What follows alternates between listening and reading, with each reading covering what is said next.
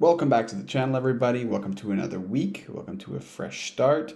It is lecture time, and this week we're going to be covering another topic in the finance series. And this week it's going to be about the capital asset pricing model and some extensions on that. So, hope you enjoy. Hope you can learn a little bit, and I'll see you all next time.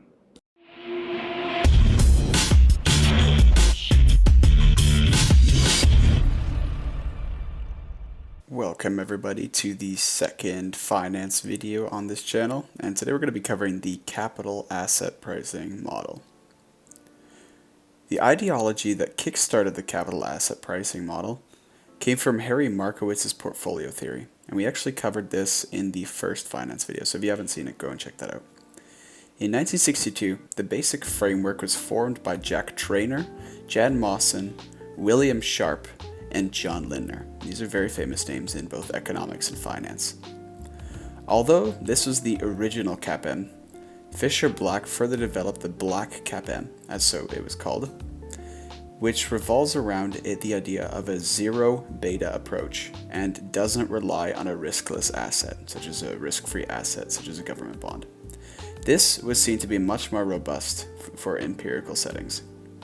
So the main purpose of the development of the CAPM was for pricing securities and the entire portfolios based on the risk to reward.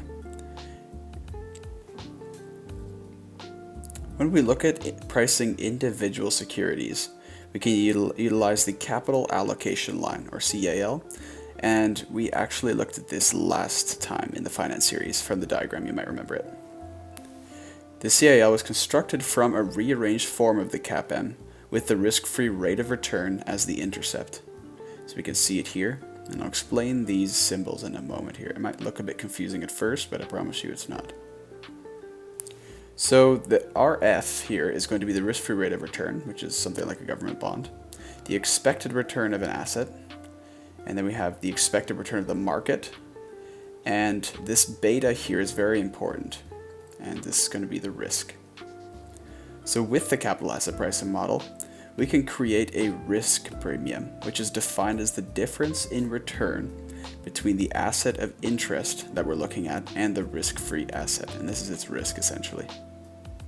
So you can see here, this is the risk premium, so it's the expected return of the stock minus the risk-free rate, and we can actually rearrange the above equation that we have in yellow there, and we can use it to create a curve called the security market line, and this is going to be the equation for that. And it's used to analyze securities based to others based on their risk level and their reward level, or the beta and the expected return.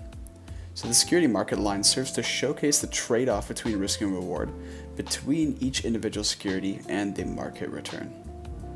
And its equation related to this risk premium that we've derived here can be found here. So the left-hand side is that risk premium, and on the right-hand side we have the risk of the market.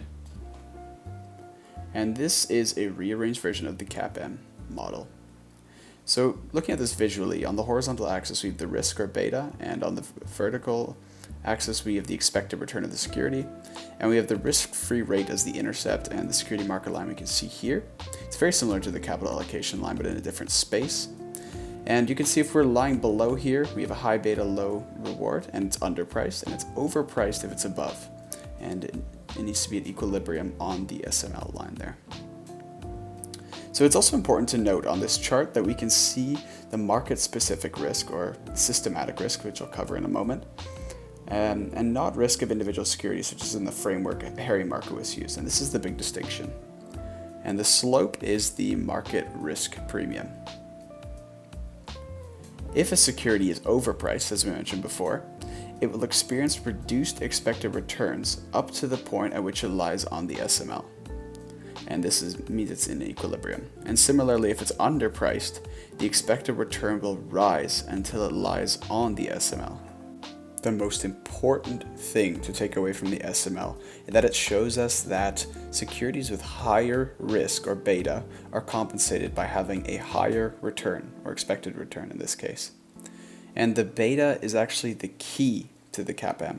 It captures all of the systematic or market risk that can't be eliminated. An idiosyncratic risk, which is risk that can be eliminated by diversifying, does not play a part in the CAPM because it's based on the market, and so diversification is already covered and there's no idiosyncratic risk. But the CAPM has, however, performed very poorly in empirical settings, and this is especially true in the late 20th century.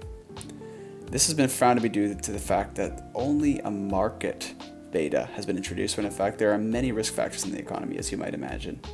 So Fama and French have kind of taken this up, and they've developed their 3 and 5 factor models, which have 3 and 5 risk factors, respectively, and these are the betas.